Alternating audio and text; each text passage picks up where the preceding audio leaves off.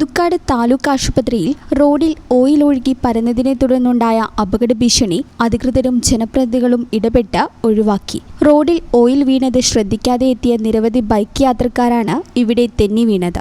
ഏതോ വാഹനത്തിൽ നിന്നും അശ്രദ്ധമായി ഒഴുകിപ്പോയ ഓയിൽ റോഡിൽ പരന്നതോടെ പ്രദേശം വഴുക്കലുള്ളതാവുകയും വാഹനങ്ങൾക്ക് നിയന്ത്രണം നഷ്ടപ്പെടുകയുമായിരുന്നു. റോഡ് അപകടക്കെണിയായ വിവരം അറിഞ്ഞ ഉടൻ തന്നെ പ്രദേശത്തെ ജനപ്രതിനിധികളും അഗ്നിരക്ഷാസേനയും സ്ഥലത്തെത്തി. പുതുക്കാട് അഗ്നിരക്ഷാസേനയുടെ നേതൃത്വത്തിൽ റോഡിലെ ഓയിൽ അംശം നീക്കം ചെയ്യാനുള്ള നടപടികൾ നടത്തി. മുൻ പഞ്ചായത്ത് അംഗം സെബി കൊടിയൻ, പഞ്ചായത്ത് സ്ഥിരസമിതി അധ്യക്ഷൻ ജോളി ചുക്കരി, ജോബി മധുരക്കറി എന്നിവരുടെ മേൽനോട്ടത്തിലാണ് ശുചീകരണ പ്രവർത്തനങ്ങൾ നടന്നത്. റോഡിൽ സോപ്പ് പൊടിയിട്ട് വെള്ളമടിച്ച് കഴുകി വൃത്തിയാക്കിയതോടെയാണ് വഴുക്കൽ പൂർണ്ണമായും മാറിയത്. മണിക്കൂറുകൾ നീണ്ട പരിശ്രമത്തിനൊടുവിൽ റോഡ് വീണ്ടും സുരക്ഷിതമായ ഗതാഗതത്തിന് യോഗ്യമാക്കി മാറ്റി.